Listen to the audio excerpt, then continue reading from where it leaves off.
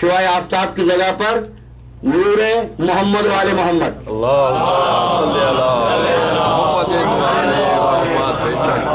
بس ہم ملا دوں گا قول معصوم سے, ٹھیک ہے نا. آفتاب سے نکلی شعاع آفتاب. اب اگر میں یہ کہوں آفتاب نے شعاع آفتاب کو بنایا, صحیح کہا میں نے؟ وہ تو صادر ہوئی ہے, صادر ہوئی ہے. اسی لیے تو امام موسیٰ کاظم علیہ السلام نے فرمایا کہ ہمارے جد کا نور خلق نہیں ابتدا ہوا. الف بے تے دال عین, ابتدا ہوا. کیا مطلب ہے؟ تمہارا خلق اور ہے, محمد والے محمد کا ظہور اور ہے. اس کو کیا سمجھیں گے؟ اس لیے نہیں کہ جب آپ مادی حیثیتوں میں دیکھیں گے تو پھر تو بات سمجھ میں نہیں آئے گی نا. آپ الحمدللہ رب العالمین پڑھتے رہیے, لیکن حمد ہے کیا؟ لیے وہاں تک نہیں جاتا ہوں, پھر اسی کی بات کر رہا ہوں. تو شعاع آفتاب نکلی کہاں سے اور شام کو گئی کہاں؟ آفتاب نے انا للہ و انا الیہ راجعون فیشن کے طور پر مسلمان نے آیتیں اپنے نام کر لی. یہ تو آل محمد کی زندگی ہے, آل محمد کا مثال ہے. محمد و آل محمد صلوات.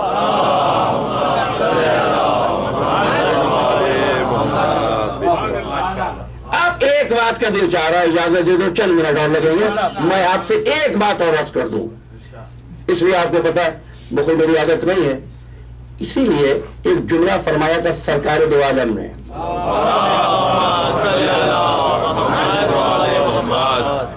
جس وقت مسجد میں سرکار خطبہ ارشاد فرما رہے تھے, حسن مجتبیٰ بچپنے کے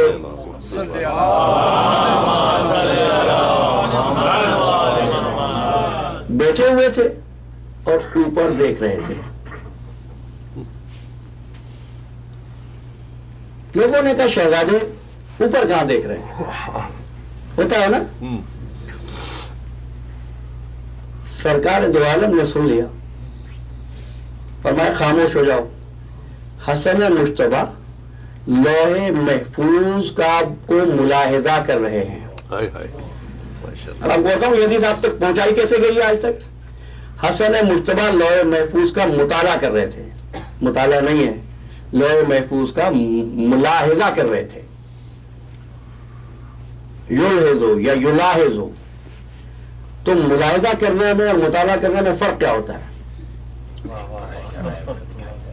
نہیں بھائی دیکھیے, میں نے ایک آرٹیکل لکھا, منصور پاشا صاحب کو دے دیا, یہ اخبار میں چھاپ دیتے ہیں, پرنٹ کر دیتے ہیں, آپ کے پاس بھیج دیتے ہیں, آپ اس کا مطالعہ کرتے ہیں.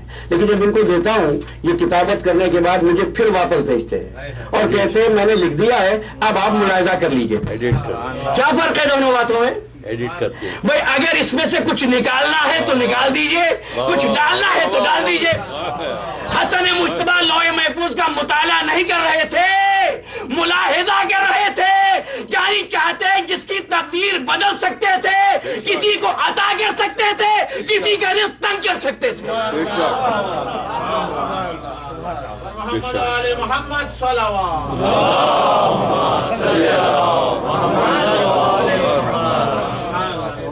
مطالعے اور ملاحظے میں فرق سمجھ میں آیا؟ یہ گھرانہ وہ ہے جو تقدیر کے پیچھے نہیں چلتا ہے, تقدیر ان کے پیچھے چلتی ہے.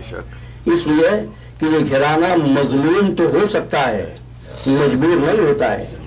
اس لیے کہ وہ جو کاتب تقدیر ہے, جملہ آج لے لیجئے, دلیل انشاءاللہ کل یا پرسوں, کاتب تقدیر کے لکھے ہوئے کو منسوخ کرنے کی طاقت اگر کسی کے پاس ہے تو وہ محمد والے محمد کے پاس ہے.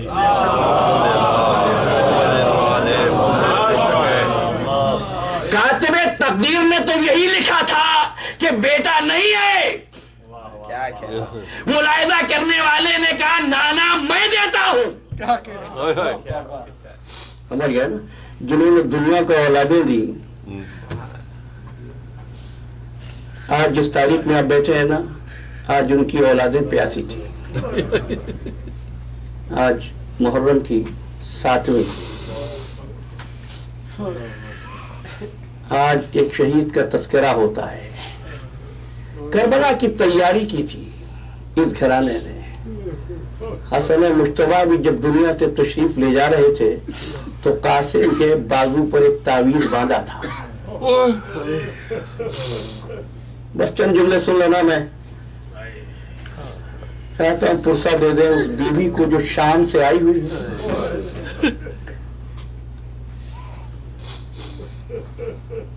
اور انتظار کر رہی ہے ہم پرسہ کب دیتے ہیں. اور قاسم کو عاشور کی رات میں ماں نے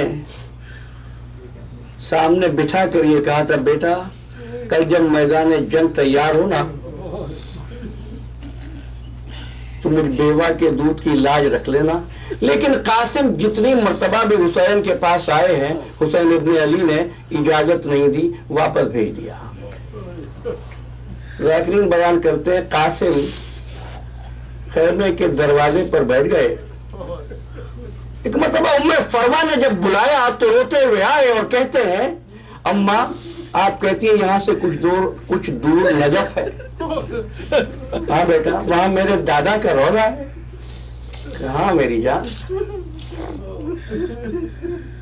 اماں مجھے فقیروں کا لباس پہنا دو اور مجھ کو نجف کا راستہ بتا دو.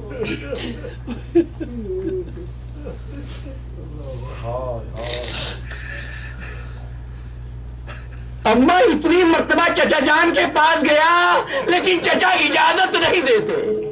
آپ نے دیکھا دوسرے گھرانوں میں اور آل محمد کے گھرانے میں فرق کیا ہے. دوسرے جان کے جانے پر روتے ہیں یا مرنے کی اجازت نہ ملے تو آنکھوں سے آنسو بہتے ہیں. بس کچھ یاد آیا ماں کو، ایسا اضطراب کا عالم تھا. اب وہ تحریر لی حسن کے ہاتھ کی کہ بیٹے اب میرے ساتھ چل. ثانیہ زہرا کے پاس آئیں، شہزادی مجھے کچھ بات کرنی ہے مولا سے. ام فروا گفتگو کرنا چاہتی تھی. شہزادی زینب کی وساطت سے حسین ابن علی تشریف لائے اور بیٹھ گئے. ایک مرتبہ ام فروا نے کہا، ثانیہ زہرا اپنے بھیا سے میری سفارش کر دو، مجھ بیوہ کے دودھ کی لاج رہ جائے. حسن کے بیٹے کو اجازت دلوا دو. اور یہ مولا کی تحریر ہے، میرے سردار کی، میرے سرتاج کی تحریر ہے. حسین ابن علی نے تحریر کو دیکھا، بھائی نے بھائی کی تحریر کو پہچانا. جعفر شستری لکھتے ہیں حسین تحریر کو دیکھ کر اتنا روئے کہ غش کر گئے. اس کے بعد اجازت دی. اجازت دینے کے بعد آواز دی، بیٹا قاسم جا تو رہے ہو لیکن اس بوڑھے چچا کی ایک تمنا تو پوری کر دو. اپنے خیمے میں لے گئے، حسن مجتبیٰ کا عمامہ اور قبا پہنایا کہ جب بھائی کے دیکھنے کو جی چاہتا تھا قاسم تجھے دیکھ لیا کرتا تھا. حضرت ریاض سے دیکھا، پھر قاسم کو رخصت کیا. اب یہاں جو الفاظ ہیں علامہ مجلسی کے وہ یہ کہ بچہ اتنا چھوٹا تھا کہ گھوڑے پر سوار نہیں ہو سکتا تھا. حسین ابن علی نے گود میں لیا اور بچے کو گھوڑے پہ بٹھایا. شہزادہ قاسم گھوڑے پہ سوار ہوئے، میدان کی طرف چلے. بس تھوڑی دیر گزری تھی کہ کانوں میں آواز آئی حسین کے، یا اماں ادرکنی. حسین قاسم کی مدد کے لیے چلے. تھوڑی دیر کے بعد کیا دیکھا، حسین ایک لاشا لا رہے تھے. یہ اسی بچے کا لاشا ہے جو گھوڑے پر بیٹھنے کے قابل نہ تھا. مجلسی لکھتے ہیں سینہ حسین کے سینے سے ملا ہوا تھا، پاؤں زمین پر خط دیتے جا رہے تھے. ہوا کیا، جب میدان میں گھوڑے دوڑے حسن کے لال کا لاشا زندگی میں پامال ہو گیا.